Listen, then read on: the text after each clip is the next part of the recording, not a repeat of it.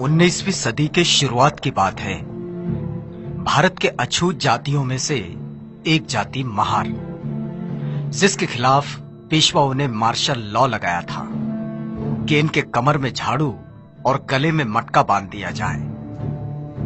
दरअसल ये अशोक काल में हुई ब्राह्मणों की निर्भत्सना का नागवंशियों के खिलाफ प्रतिशोध था। वैसे तो महार जाति अपनी वीरता के लिए प्रसिद्ध थी, लेकिन जब संसाधन ही छीन लिए जाते हैं तो कोई भी विकलांग हो सकता है। बहरहाल महार अपनी खोई प्रतिष्ठा और अस्मिता को संरक्षित करने की मंशा में थे और अंग्रेज भारत में अपनी सत्ता स्थापित करने की जुगत में। ऐसे में अंग्रेजों की नजर महारों पर टिकी, जो कद काठी में मजबूत और निडर वृत्ति के थे। अंग्रेजों ने ब्रिटिश भारत की सेना में महारों के लिए दरवाजे खोल दिए और उन्हें फौजी शिक्षा भी दी। अंग्रेजों को पेशवाओं की सल्तनत खत्म कर वहां ब्रिटिश राज कायम करना था। तैयारी शुरू हुई पेशवाओं पर आक्रमण करने की। महारों के सरदार सेनापति सिद्धनाग के कानों पर यह खबर पड़ी तो वे स्वयं बाजीराव पेशवा से मिलने गए। पेशवा बाजीराव से सिद्धनाग ने कहा, अंग्रेजों की तरफ से लड़ने की हम अछूतों की कोई इच्छा नहीं और यह हमें पसंद भी नहीं। यदि हम तुम्हारी ओर से लड़कर अंग्रेजों को यहां से भगा दें और यदि हम ऐसा कर लें तो तुम्हारे राज्य में, तुम्हारी सेना में हमारा स्थान क्या होगा।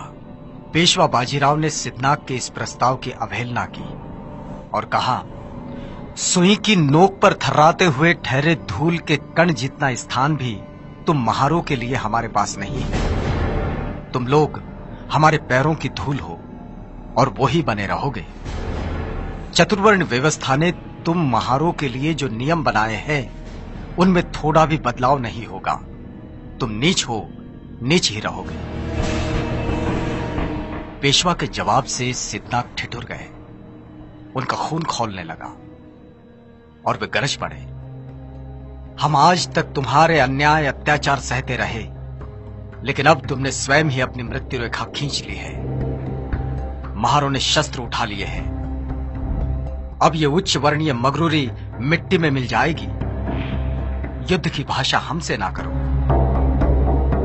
इसी माटी में जन्म हुआ है हमारा और यहीं पले बढ़े हैं हम। इस मिट्टी की लाज अब न लूटेगी। अपने न्याय हकों के लिए युद्ध करना कोई पाप नहीं है।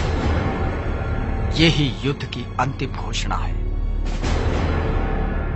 और इस ऐलान के साथ सिद्धनाग वहां से निकल गए। दरअसल पेशवाओं के अत्याचार से महार समुदाय त्रस्त हो गया था और स्वाभिमानी जीवन जीने के लिए युद्ध का रास्ता उसे जचने लगा। अब ब्रिटिश आर्मी का वो हिस्सा थे और पेशवा के आह्वान से चिंगारी और भड़की। जैसे बाबा साहब डॉक्टर अम्बेडकर कहते हैं, जहां सहन शक्ति खत्म हो जाती है वहीं क्रांति का जन्म होता है।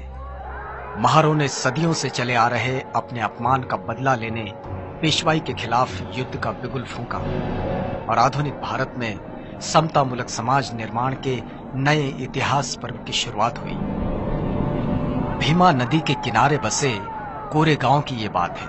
1 जनवरी 1818। मुंबई के नेटिव इन्फेंट्री के 500 जवान, जो सभी महार जाति से थे, 250 घुड़सवार और 2 तोपें, कैप्टन स्टॉटन का नेतृत्व और सामने पेशवा के 25,000 से भी ज्यादा पैदल सैनिक और 3,000 घुड़सवार।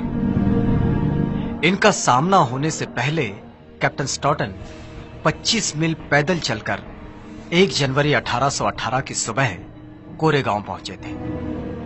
जवान थके हुए थे और युद्ध शुरू हुआ। महार सेना का नेतृत्व रत्नाक, जतनाक और भीकनाक कर रहे थे। एक दिन एक रात ये युद्ध चला और देखते ही देखते पेशवा के 25,000 सैनिकों का धुआं उठ गया। 500 महार सैनिकों के सामने पेशवा की विशाल सेना बौनी साबित हुई। इसमें अंग्रेजी सेना के 276 लोग गिरे। लड़ाई के धरातल पर महारों का सामर्थ्य किस स्तर का है, ये बात पूरी दुनिया ने देखी और इतिहास इस घटना से गौरवान्वित हुआ। युद्ध में वीर गति को प्राप्त हुए सैनिकों की शौर्य गाथा दुनिया के इतिहास में अमर हुई, जो भीमा कोरेगांव के इस 75 फीट ऊंचे विजय स्तंभ पर दर्ज है। इस क्रांति स्तंभ, विजय स्तंभ को सैल्यूट करने बाबा साहब डॉक्टर अम्बेडकर हर साल 1 जनवरी को यहां जरूर आते थे।